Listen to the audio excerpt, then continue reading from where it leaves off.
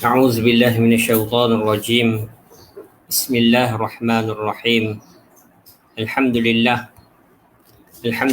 نحمده ونستعينه ونستهديه ونستغفره ونعوذ من شرور أنفسنا ومن سيئات أعمالنا.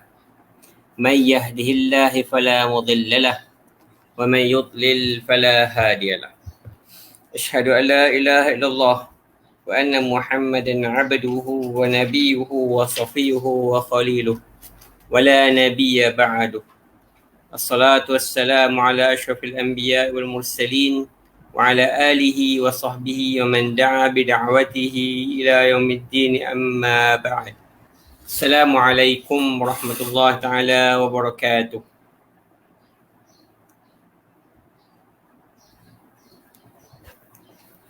Jadi InsyaAllah kita sambung lagi pembacaan kita, masih lagi dalam masalah ataupun dalam tajuk azab kubur ataupun apa yang akan kita temui dalam kubur. Dan hari ini insyaAllah kita akan masuk dalam persoalan yang berlaku ataupun soal jawab alam kubur yang akan berlaku di sana nanti. Jadi pengarang ataupun Imam Abu Laith Al-Faqih rahimahullah telah mengatakan bahawa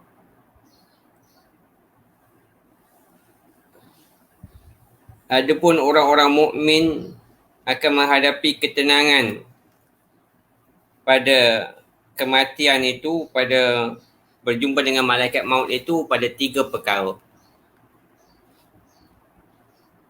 Iaitu, pertama sekali dia akan merasa tenang kerana dia telah tahu bahawa dia ini ismah daripada kekufuran. Dia telah dipelihara oleh Allah Subhanahu Wa Taala daripada mati sebagai seorang yang kafir. Malaikat maut akan mengucapkan salam kepadanya.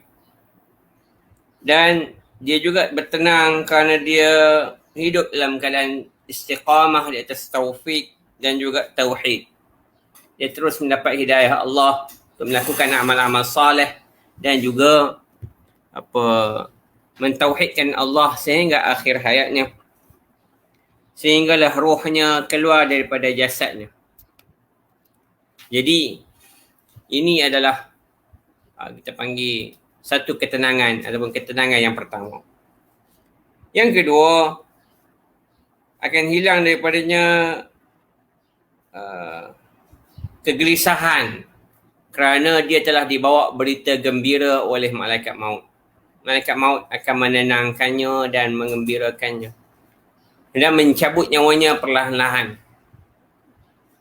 Dan yang ketiga, dia akan dipertontonkan sebelum dia kembali ke kubur, dia akan dipertontonkan tempat kembalinya ataupun tempat tinggalnya di syurga nanti. Jadi ini kegembiraan ataupun ketenangan yang pertama yang akan dihadapi oleh orang mukmin. Jadi orang lain berjumpa dengan malaikat maut dengan penuh kengerian, tapi dia jumpa malaikat maut, dia mendapat 3 ketenangan ini. Kemudian perkara yang kedua akan dia mendapat ketenangan adalah dalam kuburnya dengan 3 perkara juga. Iaitu dia akan dibantu oleh Allah Ta'ala untuk menjawab secara tepat di dalam kubur nanti tentang soalan munkar dan nakir. Jadi Allah Subhanahu Wa Taala akan mengizinkan dia untuk menjawab soalan yang Allah Subhanahu Wa Taala redha. Jadi berdasarkan apa yang telah dia hidup di atas dunia ini dengannya. Jawapan-jawapannya itu menyelamatkan dia daripada hantaman dan juga siksa azab kubur. Yang kedua, akan dihilangkan daripadanya takut, dihilangkan daripadanya gelisah dan juga ngeri perpindahan ke alam yang baru. Dia akan menjadi orang yang dialu-alukan oleh alam kubur.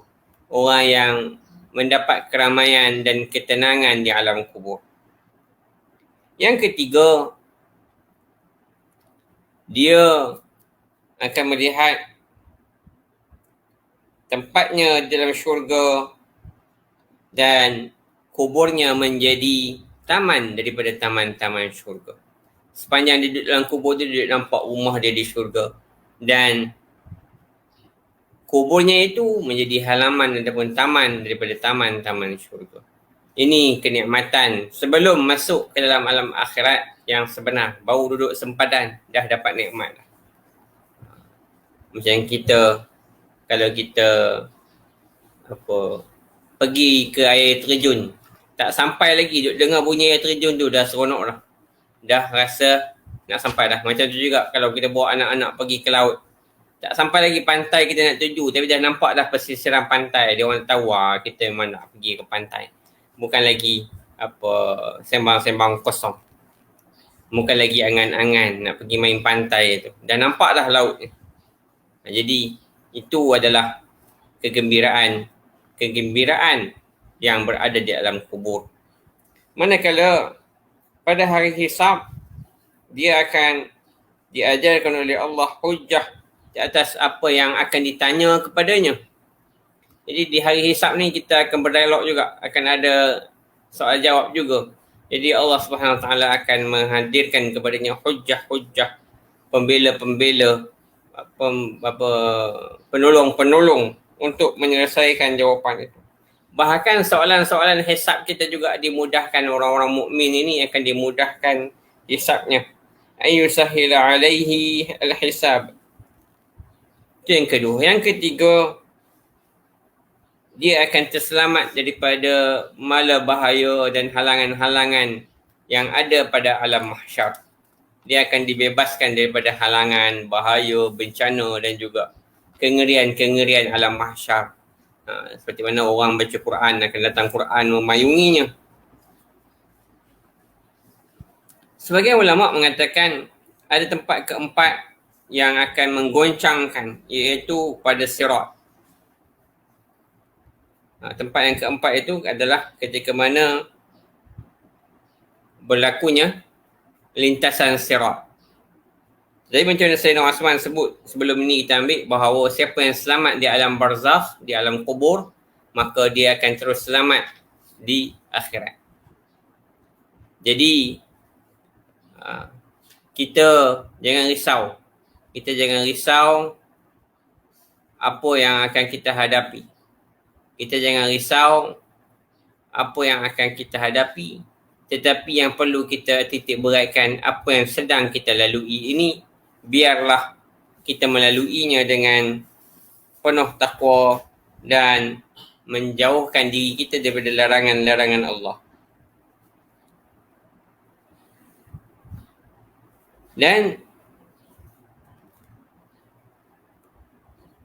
soalan-soalan kubur itu ditanyakan oleh ulama tentang azab kubur itu bagaimanakah ia.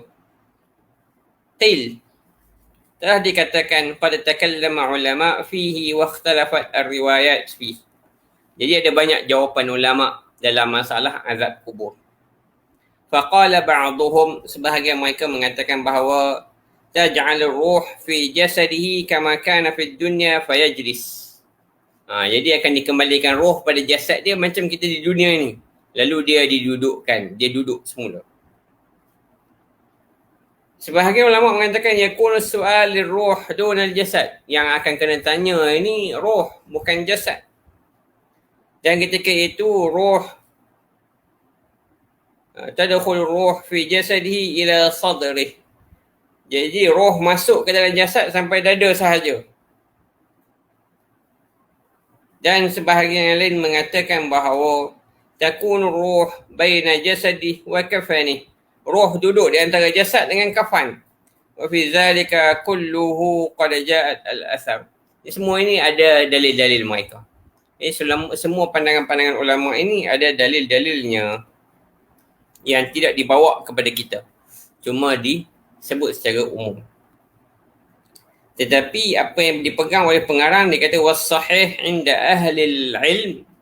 Apa yang sahih, apa yang dipegang, ay yaqirrul insanu bi'azabil qubur. Kita kena mengaku azab kubur itu berlaku. Wala yashghilu bi kayfiyatihi. Kita jangan kisah macam mana rupa dia, macam mana nanti azab tu macam mana kita nak kena tu, nak rasa tu macam mana. Na'udzubillah min zalik. Yang penting azab kubur itu berlaku. Jadi ini yang penting. Orang kita suka tanya, macam mana nak kena, dah kita dah mati tu Ustaz, macam mana kita nak kena azab? Ini soalan-soalan yang tak perlu kita fikirkan kalau mengikut Abu Lais.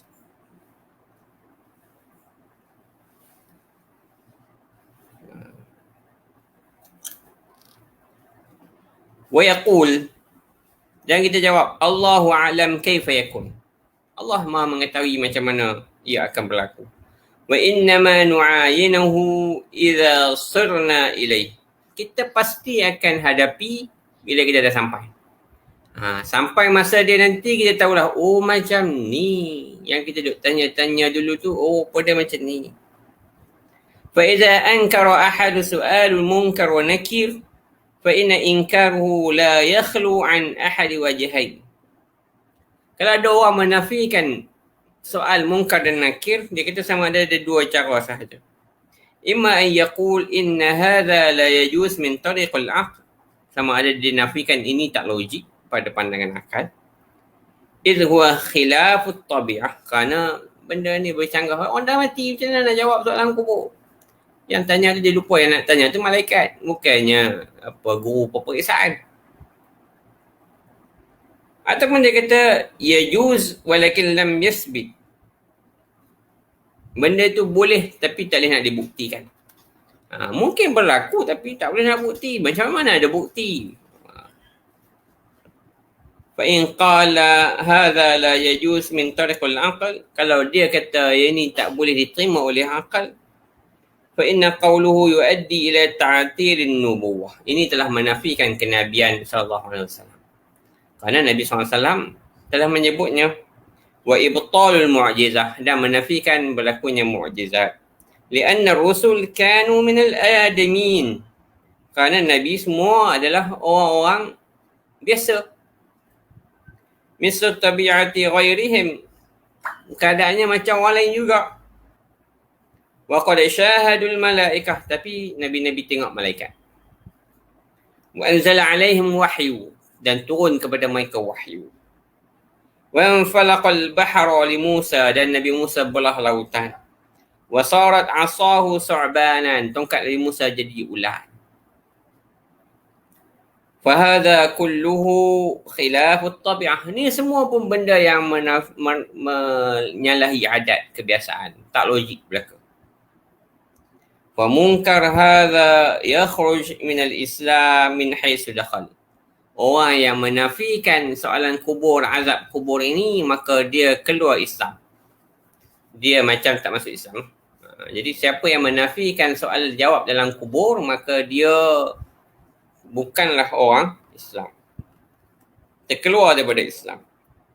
Dan sekiranya kita mungkin, tapi macam mana tak boleh dibuktikan, maka kita telah menyebut daripada hadis-hadis yang kita dengar, kita puas hati.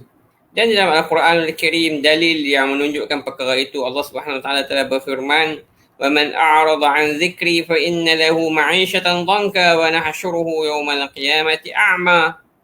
Orang yang menafikan ayat-ayat Allah, kami akan kumpul mereka di hari akhirat dengan kehidupan yang sempit, dengan keadaan yang sempit.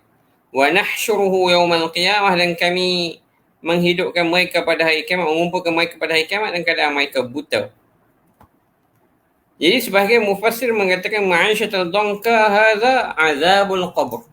Jadi kehidupan yang sempit ini adalah azab kubur yang kita ambil sebelum ini. Kita pasal azab kubur. Begitu juga dengan firman Allah, yusabbitullahu alladhina amanu bil qawli tsabiti fil hayatid dunya wa fil akhirah. Begitu juga dengan firman Allah. Jadi kalau dia kata tak ada pembuktian, ni Al-Quran ada, dalil hadis ada yang membuktikan wujudnya azab dalam kubur. Berkata faqih rahimahullah ta'ala Abu Lais, hadatsani Abu Ja'far bi isnadihi an Sa'id bin Musayyib Nabi Umar radhiyallahu anhu telah berkata, bersabda Nabi SAW, "Idza adkhala al-mu'min khabarahu atahu fatanan al-qabr." Bila seorang mukmin itu dimasukkan ke dalam kuburnya, lalu didatanglah ujian-ujian kubur.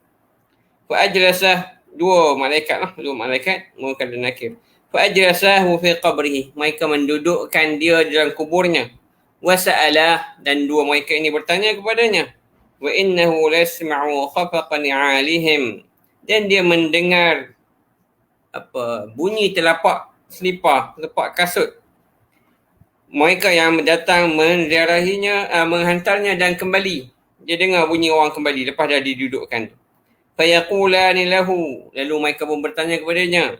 Man rabbuka? Siapa Tuhan kamu? Wa ma dinuka? Apa agama kamu? Wa ma nabiyuka? Dan apakah nabi kamu? Fayaqulu Allahu Rabbi. Dia pun menjawab, orang mukmin ni, dia menjawab, Allahu Rabbi, Tuhanku Allah. Wal Islamu dini, agamaku Islam. Wa Muhammadun Nabi, dan Muhammad itulah nabiku. Ini trust kita dalam agama. Fayaqulani lahu sabatakallah. Mereka dua malaikat tadi menjawab, Allah telah meneguhkanmu. Nim qarirul ain. Tidurlah dalam tidur yang indah. Dan ini firman Allah, yusabbitullahu alladhina amanu bil qawlis sabiti fil hayatid dunya wa fil akhirah. Jadi Allah Subhanahu wa taala telah meneguhkan dia di dalam menjawab soalan mungkar dan nakir. Kita ingat kita jawab ni depan malaikat tu. Malaikat ni tengok dia pun dah ngeri. Malaikat ni bukannya kecil-kecil alang. Malaikat ni besar. Jibril alaihissalam buka sepasang sayap dia, tutup langit dan bumi. Dia ada 600 pasang sayap. Macam mana rupanya kita nak melihat malaikat mungkar dan nakir nanti? Mungkin ada orang bertikar pula, macam mana Ustaz, kubur tu sempit je, mana cerus nak masuk? Ini malaikat. Ini bukan apa kita punya haiwan ternakan. Ini malaikat ni yang akan bertanya kita, yang akan duduk dalam kubur ini malaikat. Malaikat ni dia makhluk daripada cahaya. Allah Ta'ala alam macam mana keadaannya nanti. Wa yudhillu Allahu zalimin. Dan Allah akan memberi kesesatan bagi orang yang zalim. Ini Nabi SAW sambung dengan ayat daripada surah Ibrahim ayat 27. Bermakna orang kafir tidak akan boleh menjawab perkataan itu. Tak akan boleh menjawab. Sebab orang kafir pun tahu juga. Oh ini akidah ni, oh ini akidah orang Islam ni. Ada azab kubur, orang ini kena jawab ikut skema orang Islam. Tak boleh jawab. Walaupun dia tahu skema di dunia ini, tapi kalau dia tidak hidup di atas skema itu, dia tak boleh jawab.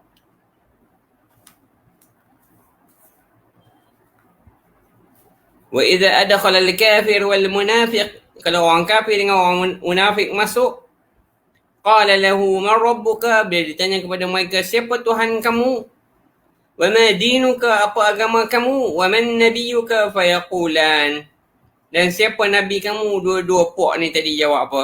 La adri. Kemudian malaikat berkata, la darait. Puak ni memang tak erti. Kemudian fayadriba bimirzabah, dia pukul dengan rantai. Yasma'uha ma bainal khafiqain, akan dengar semua apa yang ada di langit dan bumi ini, melainkan dua makhluk. Illa al-jin wal ins, melainkan jin dan manusia.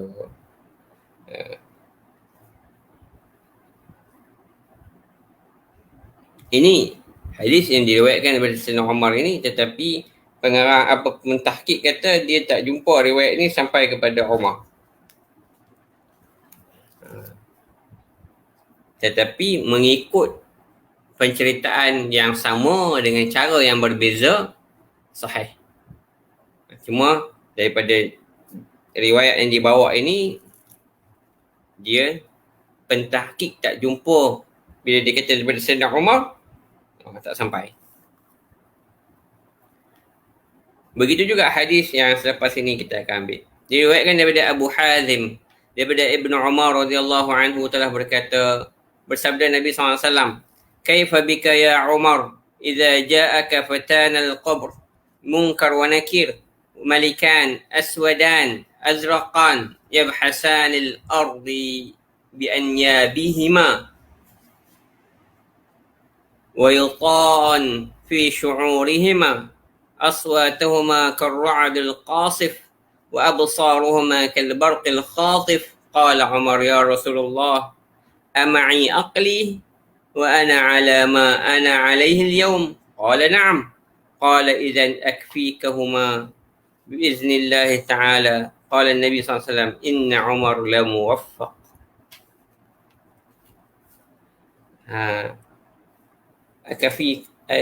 أكفيكهما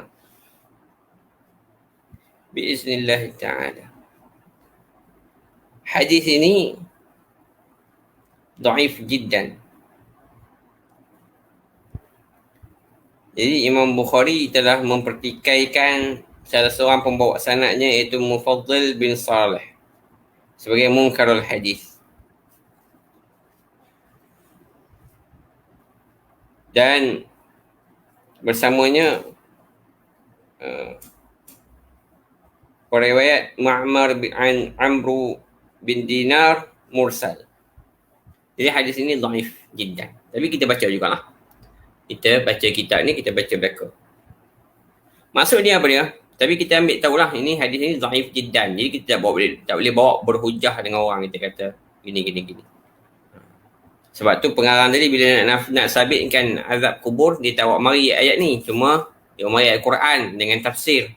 Ayat-ayat ini semua dimarikan sebagai penceritaan tambahan.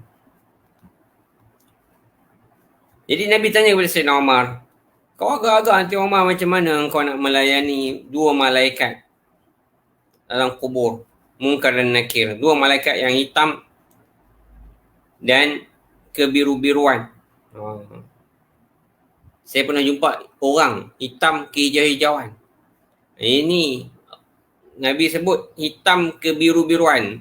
Hijau ni dia lagi rendah pada biru. Sebab hijau ni mari daripada biru campur dengan kuning. Jadi ini menunjukkan hitam yang bersangatan. Yabhasanil ardh bi anyabihima. Dua taringnya ini sampai ke lantai. Wa yalqani fi syu'urihima. Dan rambut mereka cering. Aswatuhuma karra'dul qasif. Suara dia macam bunyi guruh derah. Wa absaruhuma kalbarqul khatif. Matanya berkilau macam petir yang tak boleh kita nak pandang. Kemudian Nabi Sayyidina Umar tanya, ya Rasulullah, apakah masih ada pada aku akal ini? Akal ni ada lagi ke? Kita masih berakal lah ketika itu? Kemudian Nabi kata, ya, masih berakal. Kemudian Sayyidina Umar kata, kalau begitu, akfika huma biiznillah ta'ala. Kalau begitu cukuplah aku ada engkau ya Rasulullah. Mana? Sayyidina Umar, cinta daripada Nabi itu akan menjaganya. Begitulah katanya. Kemudian Nabi pun berkata, Inna Umar la muwaffaq. Sungguh Sayyidina Umar ini, dia orang yang mendapat taufik. Dia jawab tu betul ya. Jadi cinta Nabi ini menyelamatkan kita daripada azab kubur. Kita kena mencintai Nabi SAW. Tak pernah jumpa tetapi jasanya sangat besar pada kita. Tak ada orang yang banyak jasa pada kita seperti mana Nabi SAW. Tak ada. Tidak ada tandingan. Mak ayah kita pun tak boleh lawan Nabi SAW. Nabi punya jasa kepada kita ini menyelamatkan kita daripada api neraka Allah Azza wa Jalla. Menanggung derita air mata untuk menyampaikan Islam sampai kepada kita. Rasulullah SAW mendidik. Kita cuba bayangkan satu pendidikan yang telah berlalu 1400 lebih tahun. Kita katakanlah 1500 tahun. Dan setiap zaman luntur pendidikan itu. Mengurang. Tapi yang baki pada hari ini kita masih tengok ulama-ulama murabbi. Kita masih melihat ibu-ibu yang murabbiyah. Kita masih melihat ayah-ayah yang mengikuti sunnah Nabi SAW. Walaupun yang ikut tu hanyalah cebisan-cebisan daripada sunnah Nabi SAW. Tetapi masih begitu memberi kesan kepada hati manusia. Bagaimana Rasulullah SAW telah mengorbankan dirinya untuk menyampaikan pesanan-pesanan yang sangat berharga sehingga melahirkan generasi demi generasi yang sangat berkualiti, sehingga telah dilunturkan oleh zaman sepanjang masa ini pun masih lagi kita dapat melihat kualiti yang luar biasa. Kita sekarang dapat hadis dalam bentuk tulisan. Jarang-jarang orang mari bila kita bagi hadis, baca hadis dengan gaya dan perilakunya, dengan mimik mukanya, dengan pakaian yang mengikuti sunnah Nabi SAW 100%.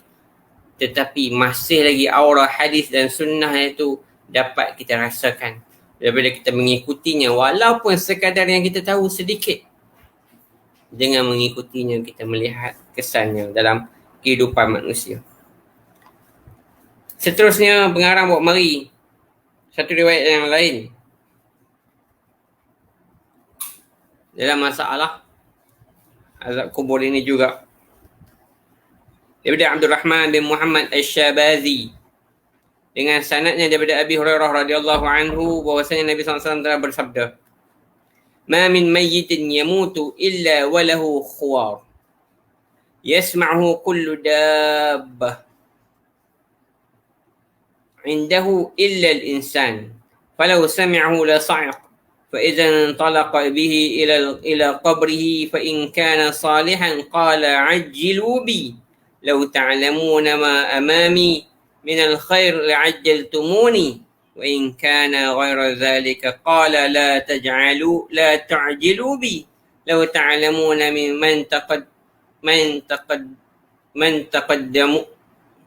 من تقدمون له من الشر لما عجلتموني فإذا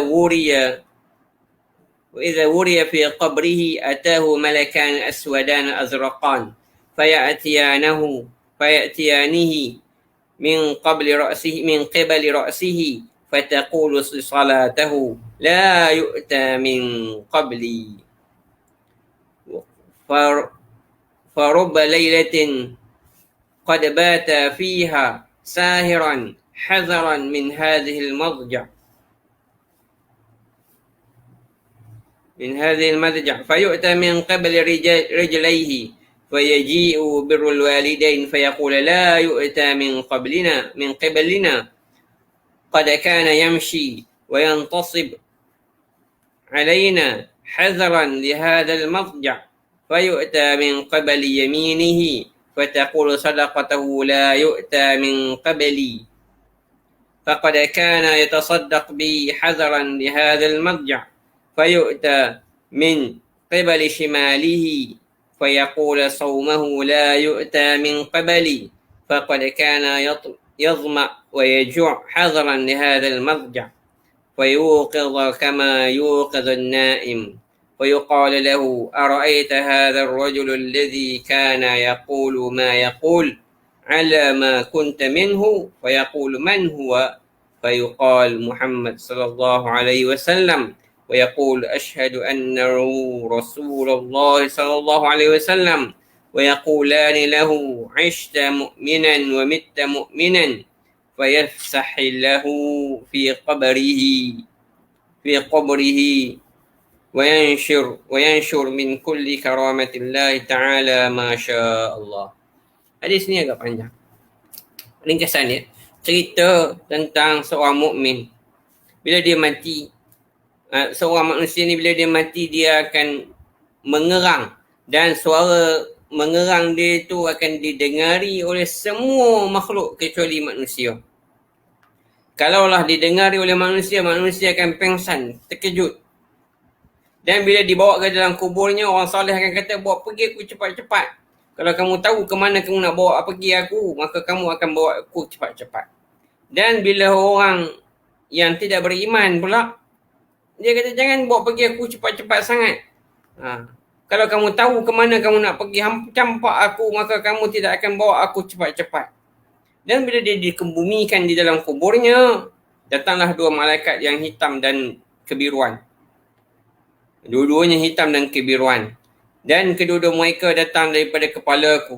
Kemudian solat kata, tak ada jalan ikut sini kerana dia ni telah berjaga malam untuk menghidupkanku kerana takut untuk memiliki tempat ini. Begitu juga mereka datang daripada kakiku.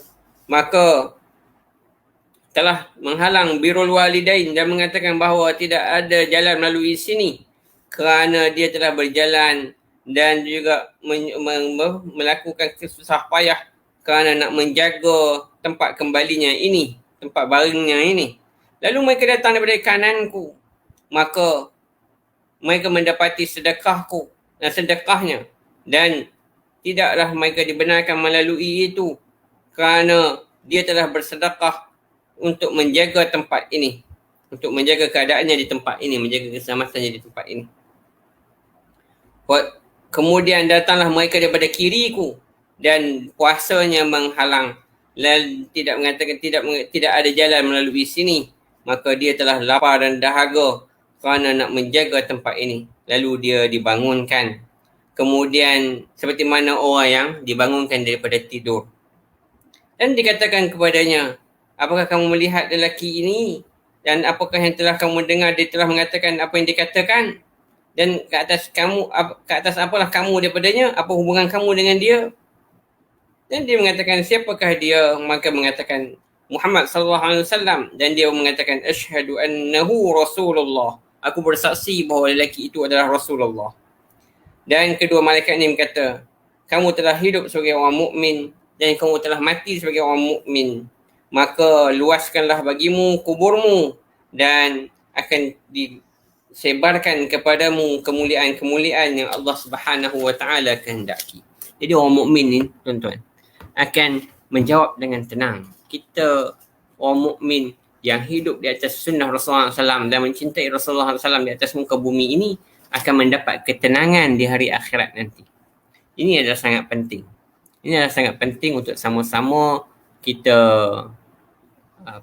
usahakan. Kita sebut dari syafaat-syafaat dalam kubur. Walaupun hadis ini juga hadis dhaif, tetapi empat perkara ini tidak ada khilaf tentang tuntutannya dalam syarak. Solat, birrul walidain, sedekah, puasa. Jadi ia termasuk dalam fadail a'mal empat perkara ini yang menjadi pelindung kita di alam kubur. Maka kita kena jaga sungguh-sungguh teman-teman kita yang nak membela kita di alam kubur ini. Mudah-mudahan Allah Subhanahu Wa Taala akan menjadikan mereka ini teman-teman kita yang akan menenangkan kita di alam kubur. Semoga Allah Subhanahu Wa Taala memberikan kepada kita taufik dan juga ismah, perlindungan dan menolong kita pada hari yang tidak ada penolong melainkan amal-amal saleh dan juga syafaat-syafaat daripada kesalehan yang kita lakukan.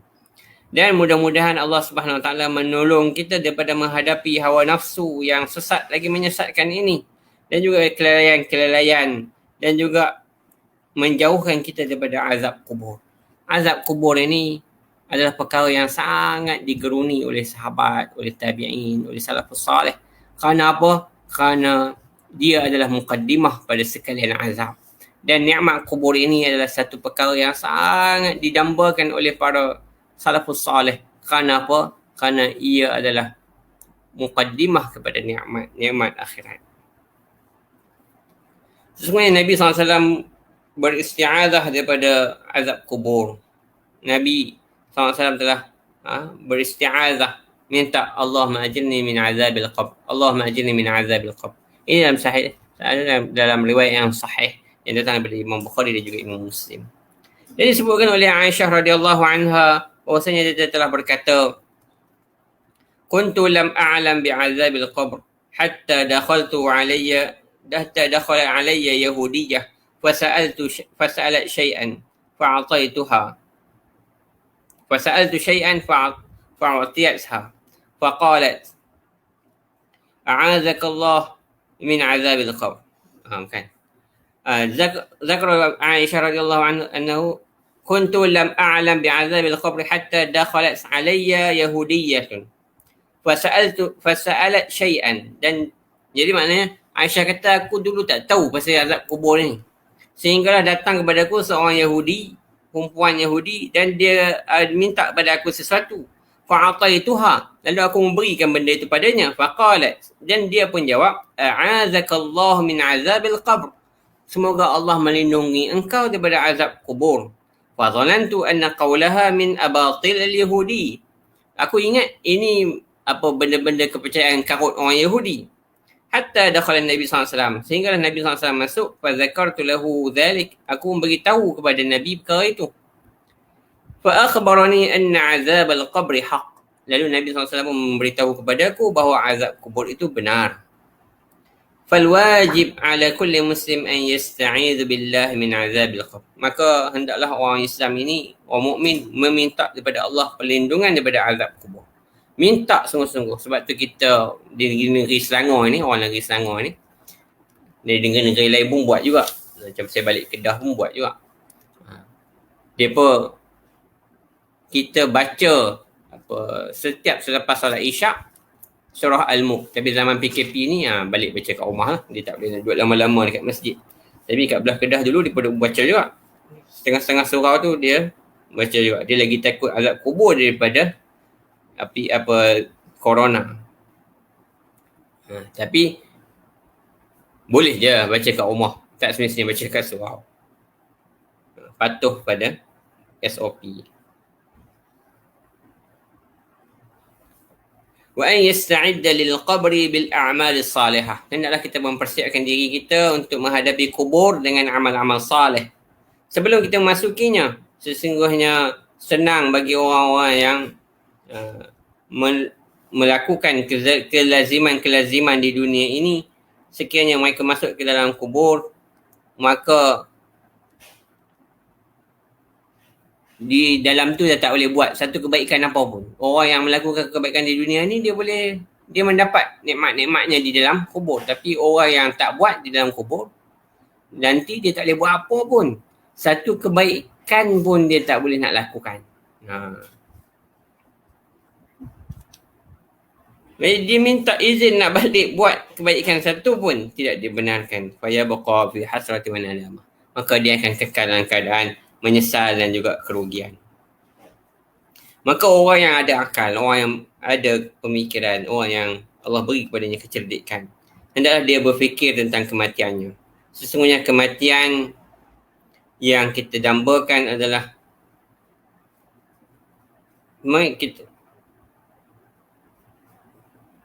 kita kalau boleh waktu kematian tu nak datang, orang yang telah didatangi kematian, mereka kalau boleh, orang yang dah mati ni, mereka kalau boleh nak diberikan kepada mereka kebenaran untuk bangun solat 2 rakaat. Ataupun untuk mereka kata la ilaha illallah Muhammad Rasulullah. Ataupun mereka balik untuk mengucapkan subhanallah sekali sahaja. Tetapi tidak ada lagi. Tidak dibenarkan langsung. Dan mereka pula dah pelik. Pasal pula orang hidup ni tak mau nak menghabiskan masa-masa mereka dalam keadaan kelalaian dan juga melakukan perkara-perkara yang batil. Padahal mereka dulu pun macam tu juga.